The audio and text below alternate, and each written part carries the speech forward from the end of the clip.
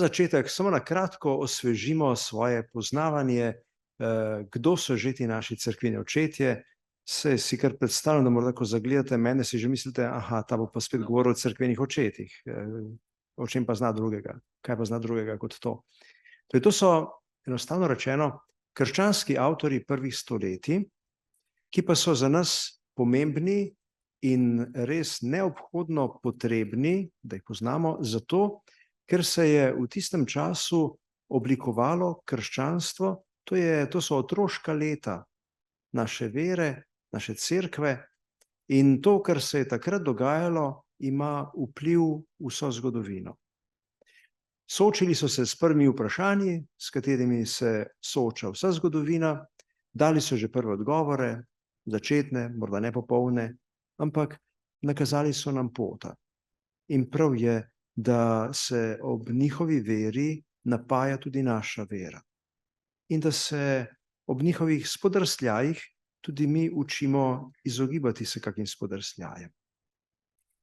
Cerkveni očetje so bili krščanski avtorji, to pomeni, da so nekaj napisali, kar se je ohranilo. Včasih ni bilo tako enostavno ohranjati zapisane stvari. Treba je bilo prepisovati in zavarovati pred uničenjem. In v težkih časih krize je bilo treba tudi izbirati, kaj se ohrani in kaj se ne. Kaj vse od naših besed današnjih iz leta 2023 pa se bo ohranilo za leto, če se bo kdaj pisalo 2123? Kdo bo naredil selekcijo med tistimi besedami, ki so bile izrečene, izgovorjene in so odletele v pozabo, in tistimi, ki bodo zapisane in se bodo ohranjale? Danes je toliko besed zapisanih. V antiki jih je bilo bistveno manj. Lažje delo so imeli tisti, ki so izbirali to, kar se ohranja in se predaja. Ubogi reveži tisti, ki bodo za nami pospravljali. Nevarnost je, da se pa ob nevrednih rečeh vrže proč tudi kak biser. Kaj se dogaja, ko pospravljajo otroci za svojimi starši in prezrejo kake dragocenosti in jih vržejo proč? Ali pa v samostanih, ko se za pokojnimi patri meče kar lepo na tovornjaku za tisto, kar so imeli v sobi, in se prezre morda kak dragocen rokopis ali pa celo kaka umetnina. Tako je tudi iz antike se marsikaj izgubilo, uničilo, ampak nekaj pa imamo ohranjenih reči. Dovolj, da lahko o njih razpravljamo in da se iz njih marsičesa naučimo.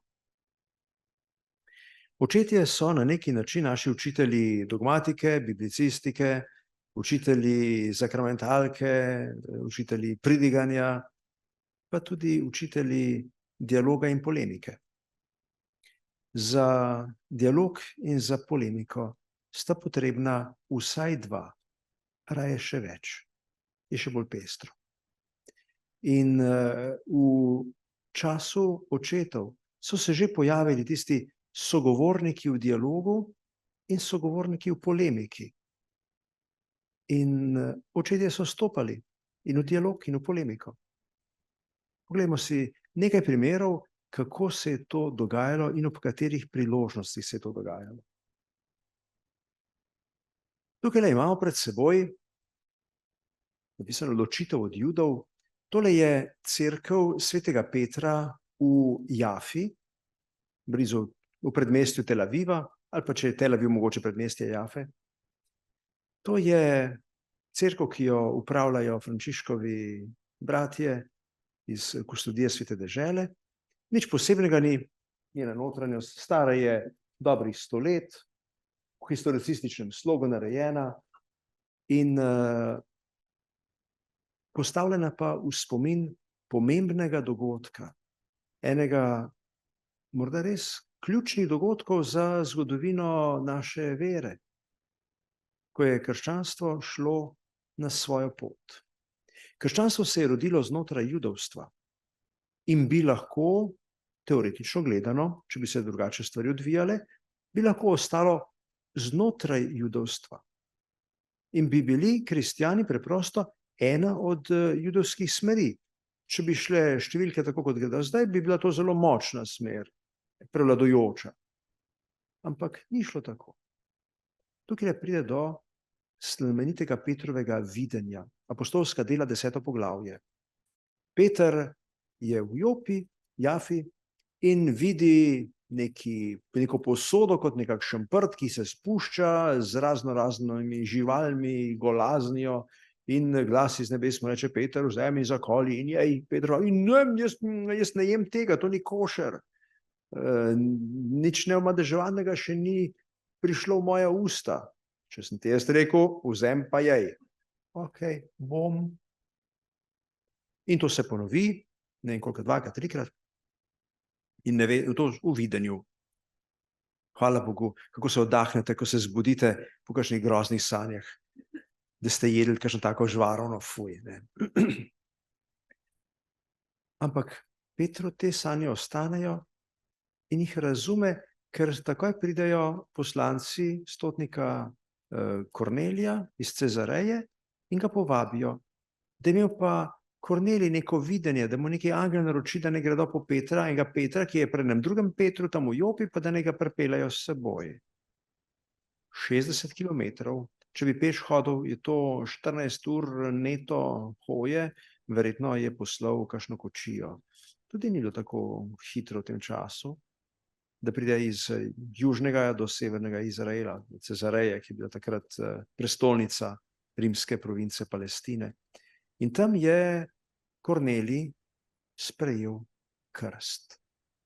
Vstopil je v krščanstvo, ne da bi bil prej Jud. Prej je Peter že krstil par tisoč ljudi v Jeruzalemu, pa krščal je Jude. In to je bila judovska zadeva. Da pa krščanstvo izstopi iz zgolj judovskega okolja in se začne širiti tudi med pogane. Da ne govorimo, kaj se potem zgodi s Pavlom, ki ga pa Judje ne marajo več, pa je Jud, ga ne poslušajo, ga poslušajo pogani. In tako se krščanstvo razširi in dobi Jude za svoje partnerje v dialogu in polemiki. Vemo, da ta dialog ni bil vedno prijazen in je trajalo približno 1900 let, da smo se začeli malo lepše gledati. Tudi to, bolje pozno kot nikoli. Drugi sogovornik pa je zdaj tukaj označen kot tretji rod. Kdo je zdaj ta tretji rod? Latinsko tertium genus. Izhajamo iz judovskega pogleda na svet in na družbo. Judje so se imeli za Božje ljudstvo, nekaj posebnega, v vseh svojih raznolikih skupinah. Farizeji, saduceji, eseni so bili med seboj tudi zelo pokregani. Vemo, da je Pavel uspel nekajkrat pokregati med seboj farizeje in saduceje, da je imel mir. Ampak bili so enoviti kot Božje ljudstvo. Vsi ostali so bili pa drugi narodi. Zdaj kristjani niso več del judovske skupnosti, niso več ena od judovskih skupinic. Kaj so postali? Niso pa pogani več. Postali so tretji rod, tretja sorta ljudi. Imamo torej Jude, ki so Božje ljudstvo, imamo pogane, mnogobožce, ki so pač vse mogoče narodi, ki so, potem imamo pa še tako Jude, bivše Jude, kot bivše pogane, ki so pa nekaj novega, prinašajo neko novost. Tretji rod, kristjani. Eni imajo tempelj, to je rekonstrukcija, hipotetična rekonstrukcija drugega templja, Herodovega templja. Eni imajo bolj kot ne Kolosej, ki je bolj, to ni tempelj, to je zabavišče, ampak je bilo to pomembnejše od templja. Templji niso bili tako veliki in tako veličastni. Tam so se v Koloseju so se vsi dobili, verniki vseh mogočih božanstev. Morda bi lahko dal Panteon tudi zraven, ja, svetišče vseh bogov, ki ni več svetišče vseh bogov, ampak je zdaj že Marina cerkev in vseh svetnikov. Potem pa spodaj, kaj pa kristjani, s čim se pa oni lahko pokažejo, kaj pa imajo oni? Nič. Zbirajo se ob potočkih, ob vodah, da se krščujejo. Če ni potočka pri roki, gre lahko tudi kar v malo večjo kopalnico, v mali bazenček.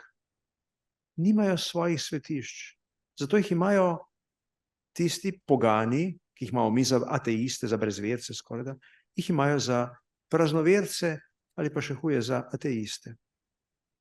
Ker nimajo svojih svetišč in svojih božanstev, ki bi se jih dalo otipati in pogledati.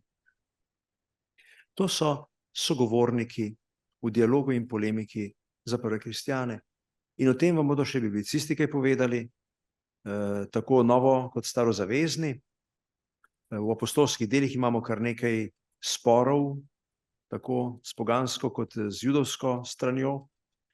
Pavel piše v pismu Rimljanom, Galačanom, imate svoje velike polemike s svojimi sonarodnjaki, še vedno se priznava za Juda, hkrati pa ni več tak Jud, kot so drugi Judje. To nekako bolj pripada k drugim, to je zdaj za začetek.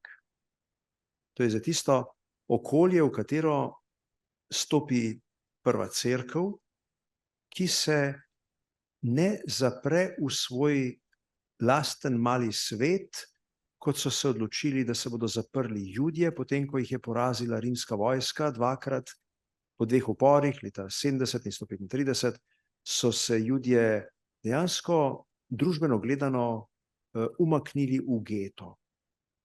Zaprli so se v svoj lasten krog in so tam živeli svoje ločeno življenje. Usmerili so družbo na neki način povsod, v vseh časih, ampak bili so nekaj zase ločeni. Kristjani niso takšni, se niso odločili za to opcijo.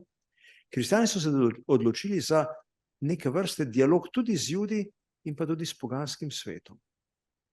Zato, ker drugače se ne da izpolniti Jezusovega glavnega naročila. Pojdite po vsem svetu in oznanjujte evangelij, naredite vse narode za učence. Da bi izpolnili to naročilo, morajo stopati v dialog in polemiko. Tako s pogani, kot z Judi. Tretja stvar, ki bo prišla s časoma, ko se bo cerkev, krščanstvo razvijalo, pa bo postal tudi še notranji dialog in notranja polemika. Ne samo s tistimi zunaj, ampak tudi s tistimi znotraj. Tudi tam imamo kar precej. Smo v stoletju, ko se zelo poudarja dialoškost in dialog, ko brez dialoga ne moremo nikamor, ko se trudimo za dialog bolj kot kdajkoli doslej, ampak zato ne smemo očitati tem časom, kjer se je dialog šele začel vzpostavljati in je bil dostikrat boleč, oster, napadalen.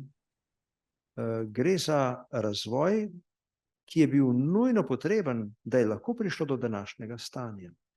Zato ne smemo prezirati svojih predhodnikov, ki niso morda tako vešči dialoškosti in tako navdušeni nad tako dialoškost, ki je v veljavi danes.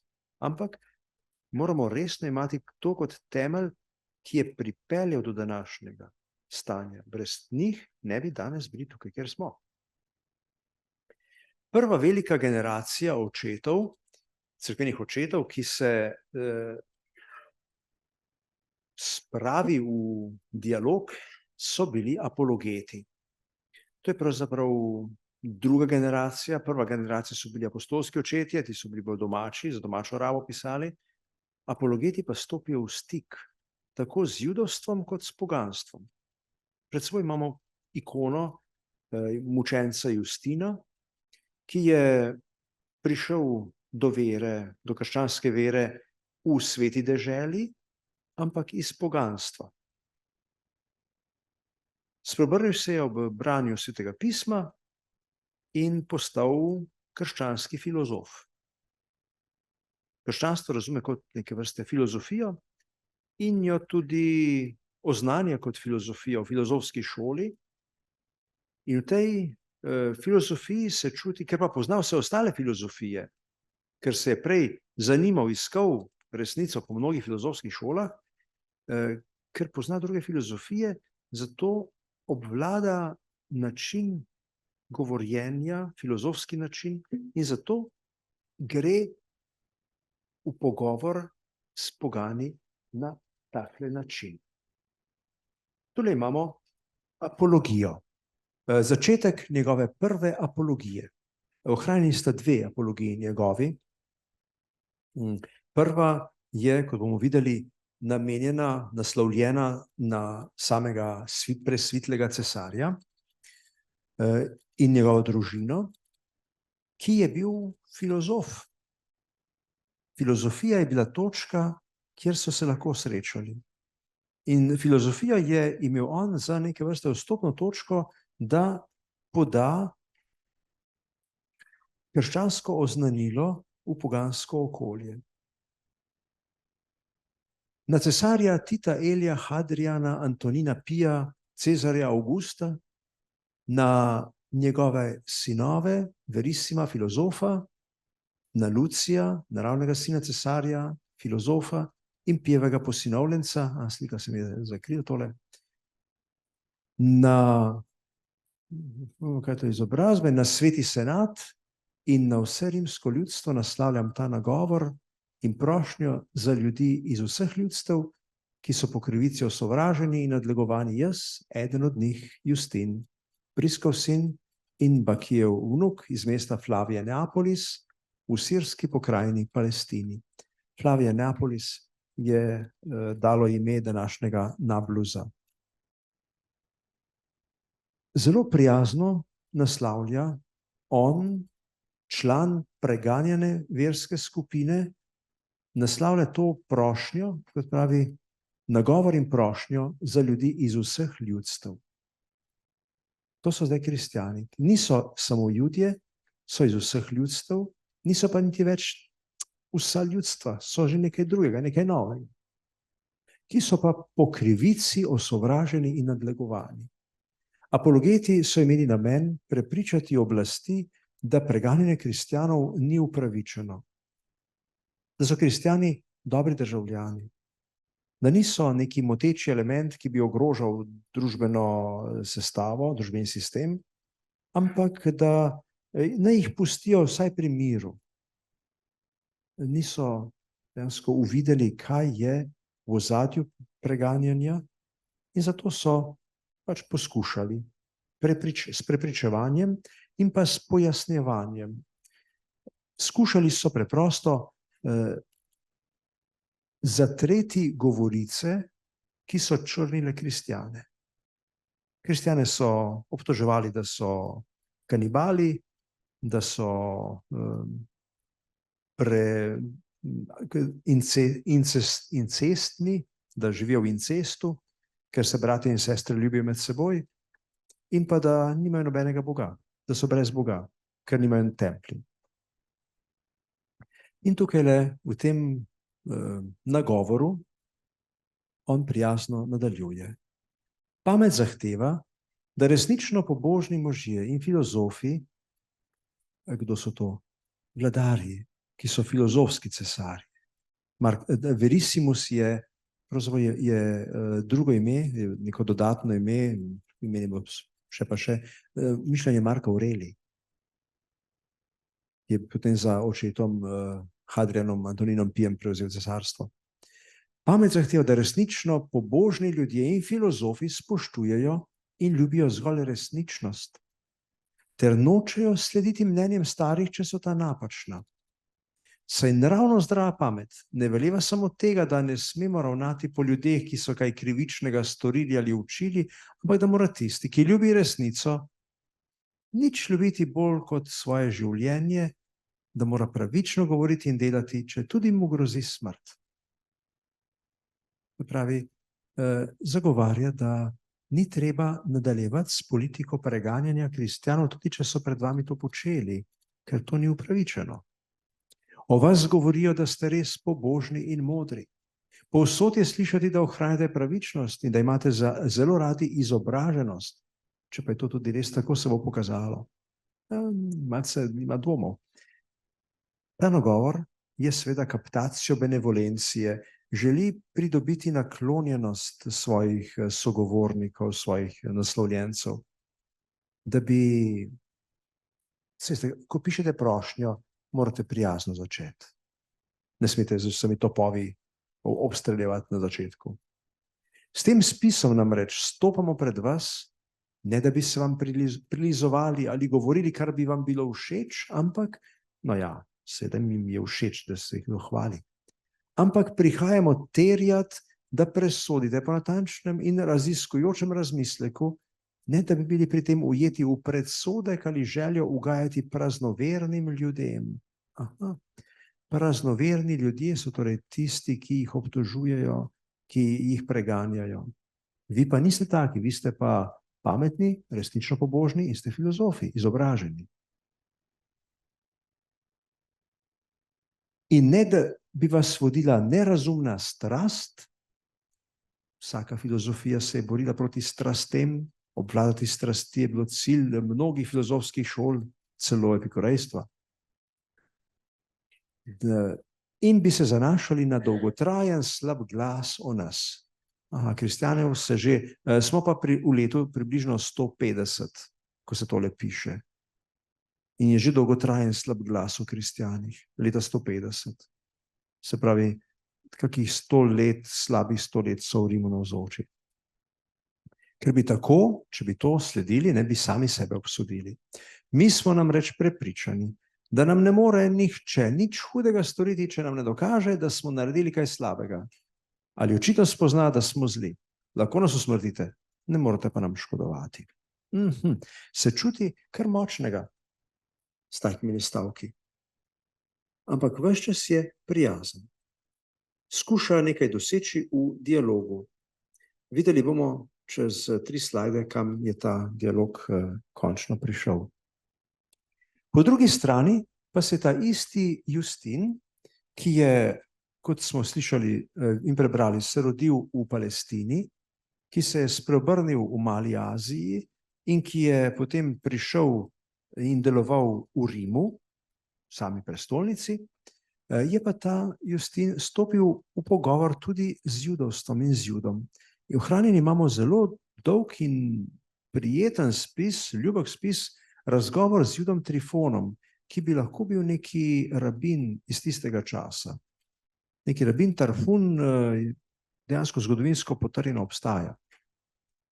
In to je zdaj začetek tega spisa, da vidimo, kako pa tukaj stopa v dialog. Ko sem se nekega jutra sprehajal po Ksistu, me je neki mož z drugimi v svoji družbi srečal in mi je rekel, pozdravljen filozof. Takoj po teh besedah se je obrnil in hodil z menoj. Tudi njegovi prijatelji so mu sledili.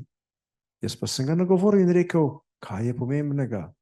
In on je odgovoril, korinski Sokrat v Argosu me je poučil, pravi, da ne smem prezirati ali ravnodušno obravnavati tistih, ki se oblačijo v to obleko. Ne v habit, v filozofski plašč. Filozofi so bili prepoznavni po posebni neki svojski obleki. Ampak jim moram izkazovati vso prijaznost in se z njimi družiti, saj bi morda od tega imela kakšno korist, bodi si kakšen tak človek, bodi si jaz sam. Poleg tega je dobro za oba, če ima od tega korist eden ali drugi. Zaradi tega se, kadarkoli vidim koga v takšni obleki, z veseljem približam njemu in zdaj sem iz istega razloga z veseljem pristopil k vam. Ti pa me spremljajo v pričakovanju, da bodo od vas slišali kaj koristnega tudi zase. Kdo pa ste vi, najodličnejši mož? To je citat iz Homerja celo. Tako sem mu v šali odgovoril. Na to mi je odkrito povedal svoje ime in družino. Trifon pravi, se imenujem, sem hebrejski obrezanec in ker sem pobegnil iz vojne, ki se je tam nedavno začela, preživljam svoje dni v Grčiji, predvsem pa v Korintu. Smo leta 135. Takrat je bila vojna. In v čem, sem rekel, bi ti filozofija tako koristila kot tvoj zakonodajalec in preroki? Izobražen je tale Justin. Seveda, saj je kristjan, saj pozna svetopismo. Zakonodajalec, to je seveda Mojzes, mišljena je Tora in preroki. Postava in preroki je pa sinonim za svetopismo. Se pravi, v čem ne bi bila filozofija tako koristna kot svetopismo? Vpraša filozof Juda. Zakaj ne? Je odgovoril, ali filozofi ne obračajo vseh razprav na Boga in ali se jim nenehna vprašanja, ali se jim ne postavljajo nenehna vprašanja o njegovi edinosti in previdnosti. Ali ni to res dolžnost filozofije, da raziskuje božanstvo? Zagotovo sem rekel. Tako smo verjeli tudi mi. Tudi večina se o tem, ali je eden ali več bogov in ali imajo skrb za vsakega od nas ali ne, ni zmenila, kot da to spoznanje ne bi nič prispevalo k naši sreči. Ne, poleg tega nas skuša prepričati, da Bog skrbi za vesolje z njegovimi rodovi in vrstami, ne pa za mene in tebe, ter za vsakega posebej.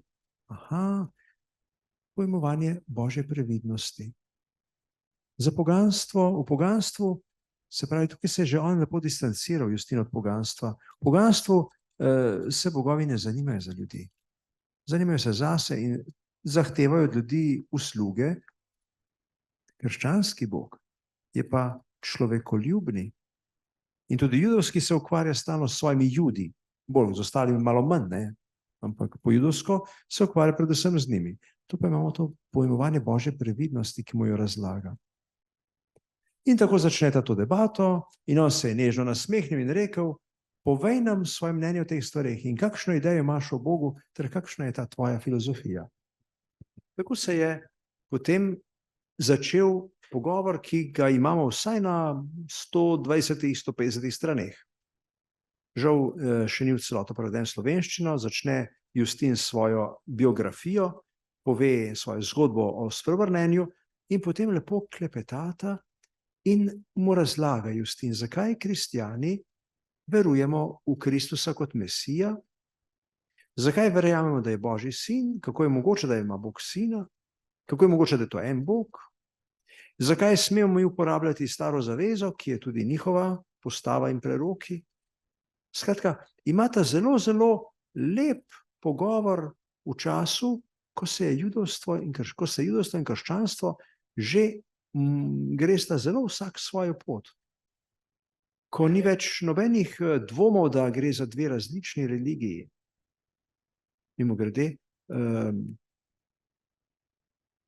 dolgo smo nekako bili prepričani, da krščanstvo izhaja iz judovstva. Od Judov samih pa sem prejel drugačen uvid, ki se zelo strinjam z njim. Judovstvo in krščanstvo imata skupno mater, skupnega prednika. To je judovstvo drugega templja. Iz judovstva drugega templja je nastalo krščanstvo z Jezusom in iz judovstva drugega templja je nastalo rabinsko judovstvo, ki ni isto, ni identično z judovstvom iz Jezusovega časa. Dejansko gre za dve religiji, ki sta se oblikovali v istem času. Kajti judovstvo Jezusovega časa je bilo centrirano na tempelj. Templja zdaj pa ni več, treba je bilo na novo strukturirati religijo in to je to rabinsko judovstvo okrog Mišne, Talmuda, Tosefte, da smo za oklepaj. Ta dva se v tem času, ko imamo že dve različni religiji, lepo pogovarjata in malo že imata morda namena, da bi se prepričala drug drugega, ampak ostajata vsak pri svojem stališču in na koncu se prijazno razideta. In dejansko lahko rečemo, da sta imela korist eden in drugi, ker sta se spoznala, sta se obogatila lahko. Vendar pa sta tudi opazila, da imata marsikakšno skupno točko. Kar nekaj stoletij smo potrebovali, da smo šli naprej s tem dialogom, ker se je potem žal prekinil in ga nekako kar nekaj stoletij ni bilo. Poglejmo si samo še, kako se je pa zaključil Justinov dialog. Tu imamo pa dejansko spet še en dialog, ki pa ni tako zelo prijazen, tudi ne bomo rekli, da je to polemika, to je pa zaslišanje na sodišču. Prefekt Rustik je rekel, sicer pa k naši potrebni in nujni zadevi. Pristopite torej in enodušno darujte bogovom. Justin je rekel, zapisnik iz sodnega tajnika. Kdor trezno misli, se ne sprevrže iz bogaboječnosti v brezbožnost. Kaj je bogaboječnost? To je jasno njegovo krščansko prepričanje. In kaj je brezbožnost? To je pa v bistvu mnogobožnost Rustikova. Prefekt Rustik je rekel, če ne boste poslušali, vas bom kaznoval brez usmiljanja. Justin je rekel, iz srca želimo trpeti kazen zaradi našega Gospoda Jezusa Kristusa in se rešiti. Kajti to nam bo rešitev in upanje pred strašno in veliko sodbo našega Gospoda in zveličarja. Vidimo, da imate čisto različne perspektive. Justinova perspektiva je večnostna in odrešenska. Tisto, kar je za Rustika kazen, to je za Justina odrešenje. Govorita čisto drug jezik. Tukaj ne gre za dialog, čeprav sta se pogovarjali drug z drugim. Tisto, s čimer hoče Rustik Justina uničiti, to je za Justina poveličanje, dopolnitev, dovršitev njegovega življenja. Kajti obstaja še neka druga sodba. Sodnik Rustik je tu zanj minorna, nepomembna figura. Prava sodba je tista našega Gospoda in zveličarja. Prav tako so govorili vsi drugi učenci, namreč njegova šola, njega in njegove študente so aretirali in jih želeli prevzgojiti, pa se niso pustili. Mi smo kristjani, malikom ne darujemo. Prefekt Rustik je razglasil sodbo takole. Ti, ki niso hoteli bogovom darovati in poslušati cesarjevega ukaza, cesar je bil Mark Aurelij, filozof, ki najbrž ni prebral tiste prve apologije. Verjetno tudi danes vsi predsedniki ne berejo vseh Twitterjev in Facebookovskih komentarjev. In vprašanje, koliko je en tak glas enega filozofa iz ene od mnogih šol prišel do dvora, ali je imel tako glasna orodja za družbena omrežja, na drugih omrežjih. Ti, ki niso hoteli darovati in poslušati cesarjevega ukaza, naj se bičajo in odvedejo, naj se jim za kazen vzame glava, kakor zakoni velevajo. To je prepis sodnega zapisnika, dodatek, ki so ga v cerkvi dopisali v svojem arhivu. Sveti učenci so slavili Boga, šli na določen kraj, dali glave in spolnili svoje pričevanje ter izpovedali našega odrešenika. Verniki so skrivaj odnesli trupla in jih na primernem kraju pokopali s pomočjo milosti našega Gospoda Jezusa Kristusa, ki mu gre slava na veko veke. Amen. Človek, ki je bil pripravljen stopati v dialog tako z Judi kot s pogani, ni bil razumljen. Da pridemo do dialoga, je očitno res potrebna pripravljenost na večjih straneh, ne samo, da rabimo več strani. Druga oseba, ki jo bomo pogledali v tem našem pregledu cerkvenih očetov v dialogu in polemiki, pa je Irenej Lionski in problematika regule fidei, pravila vere. Z Irenejem Lionskim se pomaknemo samo še malo naprej v 2. stoletju. Če je Justin dal glavo tam okrog leta 165, je to mogoče tisti čas, ko je Irenej Lionski nastopil v Lyonu. Prišel iz Male Azije, iz Smirne, kjer je bil učenec Polikarpa iz prejšnje generacije, apostolskega očeta, ki je bil učenec Janeza, ki je pa še ena generacija starejši, je pa še iz apostolskega zbora. Se pravi, da imamo še zelo blizu teh apostolskih časov tega človeka, ki pa pride, naredi še daljšo pot, ne samo 60 km od Jafe do Cezareje, kot je naredil Peter, ampak je naredil več 1000 kilometrov, morda tudi preko Emone. Ena od možnih poti iz Smirne do Lugdunuma, do Lyona francoskega, je tudi preko Emone. Če ni šel po morskih poteh preko Ogleja ali pa po oni strani, da bi šel po Sredozemlju preko Rima, pa potem od Marseja gor. Več možnih poti je. Več tisoč kilometrov naredi in v Lyonu postane kmalu škof. Tam okrog leta 170, pa tam do 200 nekje ga imamo. Ireneja vidimo kot ključno osebo v oblikovanju notranjega dialoga in notranje polemike v cerkvi. Irenej se ne ukvarja več s tistimi zunaj, ampak s temi znotraj.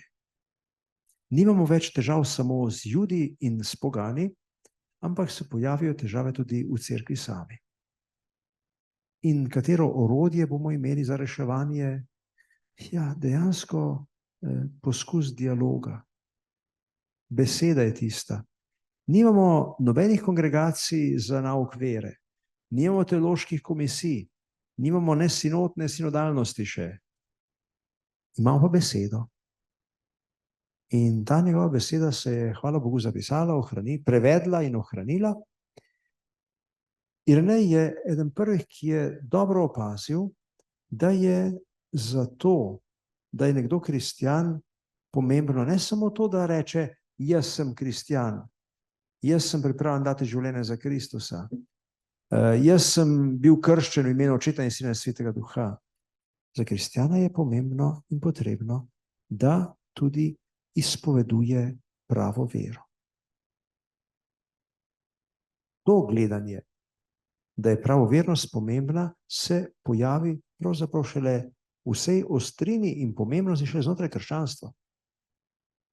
Do krščanstva pojma ortodoksije ne poznamo. Tudi v judovstvu niti ne. Judovstvo je bilo zelo, zelo široko, je imelo veliko možnosti za svoje izražanje ver. So zelo različno verovali ti Judje v tem času. Kaj pa je tisto, kar je treba verovati? In kako to razloži v dialogu? Irenej stopi v polemiko zlasti z gnostiki in z markioniti, ko jim jasno očita njihove stranpoti. Ena je namreč pot, ne pa 100 poti.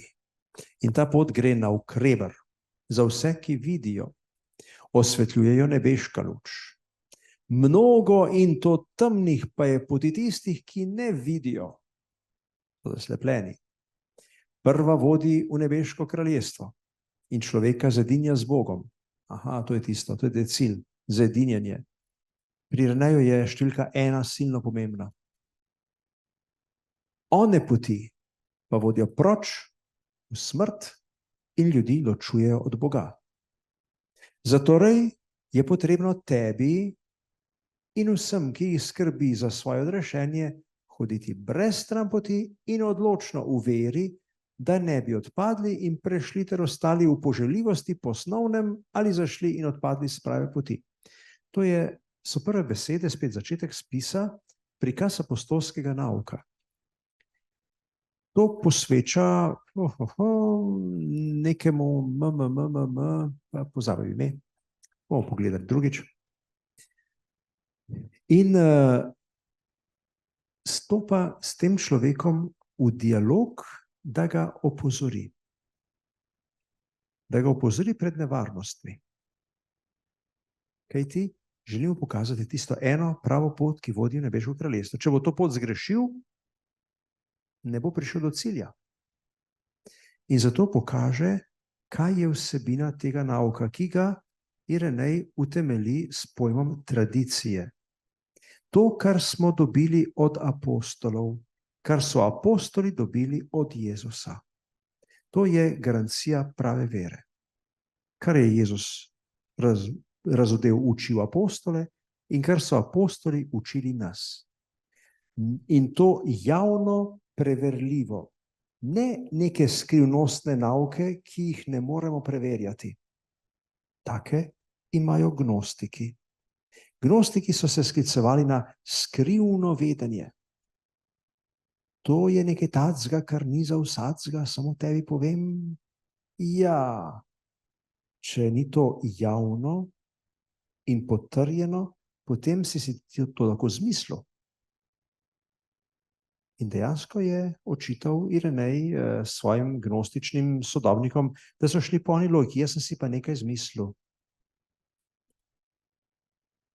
In zato je pokazal, odkot prihaja gnosticizem in o čem je zmota gnostikov. Pokazal je, da gnostično verovanje ne pripelje človeka v stik z Bogom, ampak ga pelje proč od Boga. Razkrinkal je njihov dualizem in razkrinkal je njihove determinizme. In pokazal, da nimajo nobenih argumentov, s katerimi bi lahko utemeljili svojo upravičenost. Zato, da se nam kaj takega ne zgodi, da ne bi zašli ali odpadli s prave poti, da se nam kaj takega ne dogodi, moramo ohraniti vodilo vere, regula fidei. In to brez odklona, kako pa se to dela? Izpolnjevati Božje zapovedi, verovati v Boga in se ga bati, ker je Gospod, in ga ljubiti, ker je Oče. Skratka, ohraniti je treba kontakt z Bogom preko strahu, vere, predvsem pa ljubezni. To je tisti način, s katerim človek vstopa zdaj v dialog tudi z Bogom. Tam lahko ostaja v reguli fidei. Se pravi, da Irenej v tem dialogu s prijateljem, ki mu posveča to knjigo, ga skuša usmeriti v kratkih 50 straneh, ga usmeri na to, kaj je to, kar verujemo. Kako razumemo svetopismo, zlasti staro zavezo. Nekateri v tem času, druga smer, ki jo je nasprotoval, Markioniti, pa so zavračali staro zavezo in jo odžagali proč. Irenej jo tukaj svojemu prijatelju razloži. Vso to stvar pa je še bistveno širše in bolj na dolgo razložil v delu Zoper krivoverstva. To je pa obsežno delo, ki ga imate dostopno na spletu, v e-publikaciji, v e-knjigi. Knjiga je išla pred 5 leti, ker je razprodana, so jo lepo v Kudlogusu dali na splet in če pogooglate Irenej Lionski Zoper krivoverstva, boste hitro našli link na PDF in si lahko to knjigo brez težav takoj prenesete na svoj računalnik in jo vsaj malo prelistate in vidite, kako najprej razkrinka stran poti, potem pa pokaže tudi, kaj je ta regula fidei. V bistvu je s pomočjo polemike stopil v dialog s svojimi somišljeniki in jim skušal ohraniti pravo vero. To je Irenejeva logika.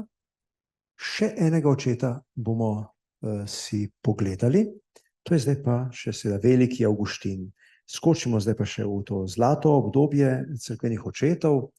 Iz 2. stoletja prihajamo v 4. in 5. stoletje. Cerkev ima svobodo, postaja močna, cerkve se gradijo, največji umi se zdaj posvečajo cerkvenim službam, veliko je tudi ustvarjalnosti in seveda tudi veliko je novih in drugačnih deviacij. Avguštin živi v Afriki večino življenja, samo za kratek čas pride v Evropo, v Rim in Milano. In v Afriki imamo zlasti problem z donatisti, zelo lokalen problem. Poleg tega pa je po vsem cesarstvu velik problem predstavljalo manihejstvo. Manihejstvo je bilo staro že več kot 100 let. Manihejstvo je bil razviti gnosticizem, dualizem. Krščanstvo ni dualizem, predvsem ne ontološki dualizem. In Avguštin je zapadel v manihejstvo, ker mu je bilo bolj prikladno, ker so imeli dober propagandni aparat. ker so znali pritegniti na pravi način nadebudne mladeniče, ambiciozne mladeniče, ja. On je bil ambiciozen, nadebuden, bister, oni so ga rabili, on pa tudi njih na neki način, da se je malo osamosvojil. Ampak videl je, da ga to uničuje. Po 9 letih prepoznal resnico in vstopil v polemiko z njimi. Dobrih 10 let, prvih 10 let po spreobrnenju, je napisal številna dela, v katerih je prepoznal zmote in zablode manihejstva. In skušal reševati svoje prijatelje, ki jih je nekoč zapeljal v manihejstvo, da bi jih od tam tudi odpeljal. Dejstvo je, da je manihejstvo bolj kot ne proti koncu antike usahnilo, tudi verjetno zaradi njegovih zelo jasnih, filozofsko jasnih in teološko prodornih misli. Še bolj kot ta polemika, ki jo je imel on z manihejci, pa je bila uspešna in neuspešna, predvsem pa boleča njegova polemika z donatisti, ki pa je bolj zapletena. Ta polemika je zato morda koristna tudi danes, da je koristno poznati to polemiko tudi danes, ker ponuja nekakšen vzorec, ki se lahko ponavlja z različnimi vsebinami, ampak rezultati so lahko zelo pogubni. Čeprav je v tej polemiki Avguštin zmagal, pa je krščanstvo v Severni Afriki, vemo, kaj je z njim, poglejte si, koliko je domačega, domorodnega krščanstva v Severni Afriki, tam, kjer je doma Avguštin, se pravi Alžirija, Mauretanija, Maroko, je kar pobrisano in počiščeno.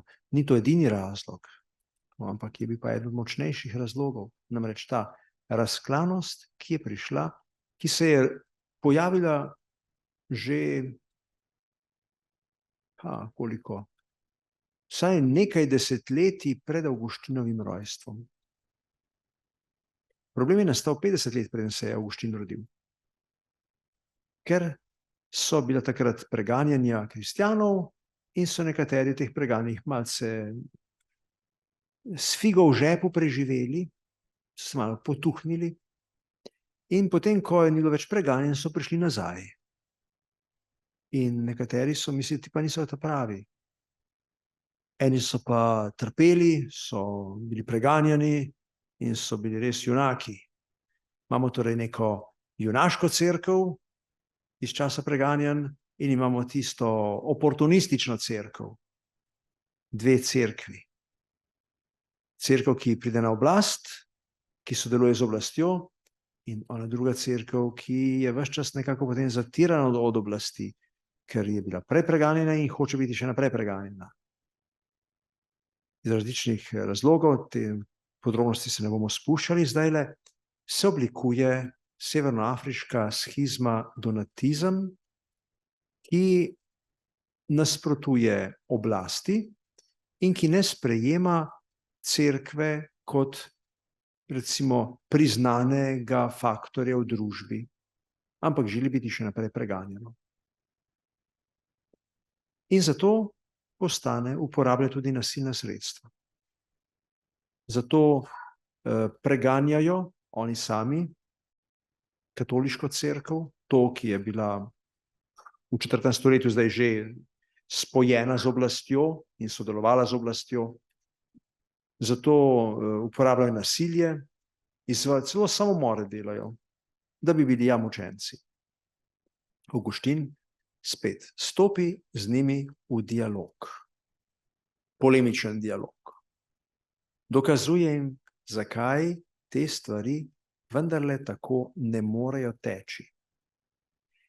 In kam jih želi pripeljati? Želi jih pripeljati v občestvo velike cerkve.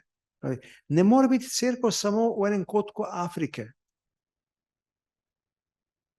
Vsa ostala pa pokvarjena. Ker logika donatistov je bila, vsi tisti, ki so v občestvu z rimsko cerkvijo, so odpadli od prave vere. Samo mi smo še ostanek prave čiste vere. vedno znova se pojavi takšna skupinica znotraj krščanstva. In tudi danes imamo take. In kako nastopi Avguštin? Pokaže jim njihovo logično nedoslednost s pomočjo dialektike, se pravi čisto logičnega sklepanja, in pokaže, da njihova stališča ne zdržijo preprosto logične analize. Bali so se ga, ker če so prišli z njim v soočenje, so vedeli, da jih bo on premagal. V debatah, javnih debatah, ki so se vrstile ena za drugo, je on zmagoval po vrsti. Do zadnje debate leta 411, ko so se pa naveličali vsega tega, tako zdaj pa zadnja debata, dobili so nekega arbitražo so se šli in Donatisti na eni strani, Avguštin na drugi, in tisti, ki zmaga, tisto bo obveljalo. Ni bilo treba dosti ugibati, kdo bo zmagal. Avguština niso mogli niti približati, samo niso mogli njegovi bistrini uma, s katero jih je pometel. Ampak on je ves čas ohranjal spoštovanje do njih, ni se napihoval nad njih in jih je ves čas klical k občestvu. Vi nam pravite, da nismo vaši bratje, mi pa pravimo, ja, naši bratje ste. Dokler boste klicali Boga za očeta, boste naši bratje. In svojim vernikom, ki so jih Donatisti maltretirali, kolikor so le mogli, in jih zaničevali, preganjali, bili nasilni do njih, je rekel, prihranite jim najboljše od svoje ljubezni. Se pravi, svojo najboljšo ljubezen prihranite za te svoje brate, ki vam pravijo, niste naši bratje. Pa tudi, če vi pravite, da niste naši bratje, mi vemo, mi smo vaši bratje in pravimo, ja, vi ste naši bratje. Avguštin z vsem tem, kljub temu, ni uspel jih prepričati v dialog, čeprav jih je pač premagal in njihova stališča, njih pa je želel priklicati v občestvo cerkve, pa ni šlo. Formalno so sicer zatrli manihejstvo, v resnici pa manihejstvo ostalo. Poglejmo si tale odlomek, ki malo nakazuje to situacijo. Toda morda je videti, da se prepirajo, ali pa mislijo, da se prepirajo, ko hočejo bratom svetovati. Poglejte, kako složen je njihov prepir, kako miroljuben, kako blagohoten, kako pravičen, kako zvest. Kajti videti je, da se mi prepiramo z Donatisti, a se ne prepiramo. Tisti se namreč prepira, ki nasprotniku hoče kaj hudega. Prepira se tisti, ki hoče, da bi njegov nasprotnik trpel škodo, sam pa bi imel korist, da bi onemu kaj umanjkalo, njemu pa poraslo. Mi pa nismo taki. To veste tudi vi. Veste vi, Donatisti, ki se prepirate zunaj edinosti. Veste tudi vi, ki ste bili pridobljeni iz razdeljenosti. To pa mogoče tisti, ki so se vrnili v katoliško cerkev. Veste, da ta spor ni tak spor, ker ni zlohoten, ker ne teži k škodi nasprotnika, ampak prej k njegovemu dobičku. Nje, s katerimi je bilo ali je še videti, da se prepiramo, smo hoteli pridobiti, da bi bili z nami, ne pa jih pogubiti, da bi mi kaj pridobili. To Avguštin jasno pokaže svoj namen, svoj cilj. Želi jim pomagati, da pridejo do edinosti cerkve, da cerkev obstane. Dejstvo pa je, ker niso slišali, ker niso poslušali, je nekaj desetletij zatem, kako dobro stoletje, cerkev začela pešati in je slednjič opešala, tako da je ni več. In to vedno strahom in grozo gledam in razlagam, ko vidim, kaj se dogaja danes tudi v cerkvi. Kako lahko nekateri z upravičenimi kritikami nastopajo in uničujejo cerkev, namesto da bi s pomočjo dialoga prišli do poglobitve resnice. Treba je nastopati s potrpežljivostjo in z blagostjo. In v takem primeru bo cerkev lahko obstala. Sicer pa zna tudi Bog tvegati in reče, v redu, potem pač v Evropi ne bo več cerkve. Bo pa umrla. Razmere so na neki način podobne tistim razmeram v 6. in 7. stoletju v Severni Afriki. Kot kakšni bomo zdaj nastopili kristjani? Kakšna je naša odgovornost za cerkev? Kakšen je naš dialog? Ali se bomo po 1900 letih vendarle naučili dialoga? Svet nas uči, časi so drugačni, priložnosti imamo. In tudi cerkveni očetje so nam dali toliko lepih zgledov v času, ki je bil dosti bolj bojevit in napadalen, kot je današnji, ampak so dali zglede, kako se da stopiti v dialog. V 2. stoletju, 4. stoletju, kadarkoli. Zato je prav, da se tudi mi učimo polemike. Brez polemike ne gre. Vedno so navzoče zmote in zmoti se je treba upreti, ampak tako, da tistega, ki je v zmoti, pripeljemo do resnice. Kako pa vemo, da smo mi pri resnici? Tu pa so nam spet pomoč naši očetje iz starih časov, ker nam oni pokažejo, da je resnica v tem, kar se predaja iz roda v rod. Oni so neke vrste vzorec predajanja resnice in neke vrste kontrola.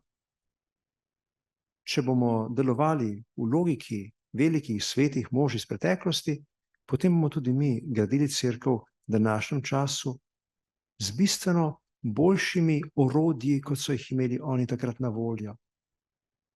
Tehnika se je razvila, poslušate nas lahko iz vseh koncev, ne samo tu v dvorani, ker moj glas seže le do 3. vrste mogoče, s pomočjo elektrike pa do zadnje vrste. In potem preko neznanih tokov, satelitskih, morda celo onstran morja. Tudi v dialogu smo naredili menda nekaj korakov naprej, ne samo v tehnologiji. Očetje so dali prve korake, prve vsebine.